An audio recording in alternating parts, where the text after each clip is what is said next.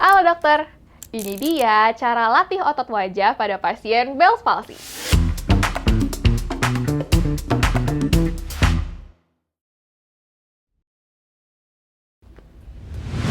Sebelum masuk ke latihan wajah untuk pasien Bell's palsy, kita refresh memori dulu ya sedikit. Bell's palsy adalah paralisis nervus facialis unilateral yang beronset akut. Etiologi pastinya masih belum diketahui, tapi proses iskemik, infeksi, imunologis, atau herediter dicurigai sebagai penyebabnya. Sebagian besar pasien Bell's palsy mengalami remisi sempurna. Namun, sebagian kecil akan mengalami remisi parsial dan mengalami sequelae, seperti regenerasi motorik dan sensorik yang inkomplit atau reinervasi yang salah. Nah, yuk kita bahas langkah praktis yang bisa diajarkan ke pasien sebagai latihan di rumah. Kita mulai dari pemanasan. Minta pasien duduk di depan cermin, supaya pasien bisa benar-benar melihat otot-otot wajahnya bergerak. Tekankan pada pasien untuk melakukan gerakan ini di seluruh wajahnya, bukan hanya di sisi yang lemah aja ya. Pertama, angkat kedua alis secara perlahan. Pasien bisa menggunakan bantuan jarinya untuk mengangkat alis di sisi yang lemah. Lakukan gerakan ini selama 10 kali. Jangan terlalu banyak supaya otot-ototnya nggak overwork. Selanjutnya, gerakan alis mendekati satu sama lain, seakan-akan membuat ekspresi marah. Lagi-lagi, pasien bisa menggunakan bantuan jarinya untuk mendorong alis ke sisi dalam pada sisi wajah yang lemah. Lakukan selama 10 kali juga. Setelah itu, turun ke hidung dan pipi. Arahkan pasien untuk mendorong kulit di samping hidung pada sisi yang lemah sambil mencoba mengerutkan hidung. Lalu, minta mereka membuat ekspresi scrunch pada hidung dan pipi.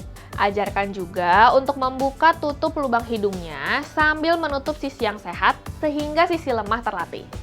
Tutup sesi ini dengan meniup pipi dan mengeluarkan udara berulang kali. By the way, sebelum kita lanjut, dokter udah tahu belum tentang My Patient, fitur baru Alemedica? Jadi, My Patient ini fitur yang sangat bermanfaat. Melalui My Patient, dokter dapat mengirimkan resep obat kepada pasien secara mudah dan aman meskipun dalam jarak jauh. Dan kemudian, obat akan dikirimkan langsung ke alamat tujuan pasien.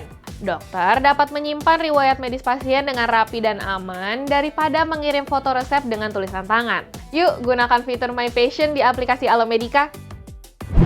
Sekarang, kita lanjut ke bagian mulut. Latihan ini penting dilakukan karena pasien dengan Bell's palsy sering kesulitan makan dan minum. Ajak mereka tersenyum dengan gigi yang lebar secara perlahan, lalu kembali netral.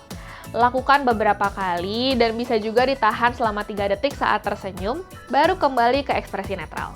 Selesai deh. Mudah kan? Tapi nggak cukup dengan latihan aja ya.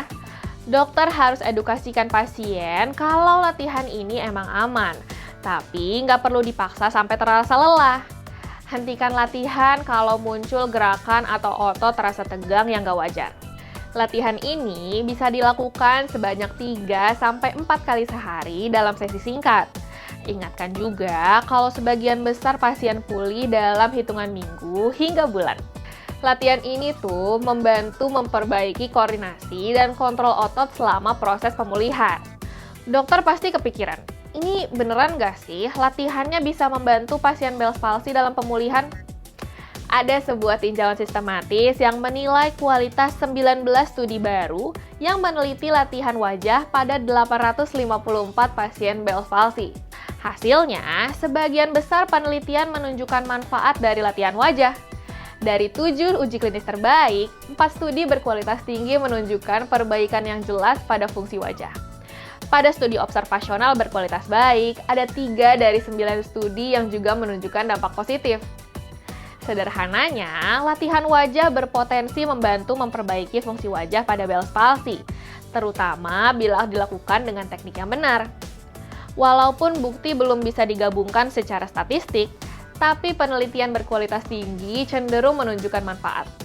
Dengan kata lain, latihan wajah bukan jaminan kesembuhan, tetapi peluangnya membantu pemulihan cukup besar dengan risiko yang rendah. Oke, sekian dulu ya dok video kali ini. Jangan lupa like dan share video ini ke sejawat lainnya. Subscribe juga ke channel Alomedica dan nyalakan lonceng notifikasinya biar dokter nggak ketinggalan info terupdate yang lain.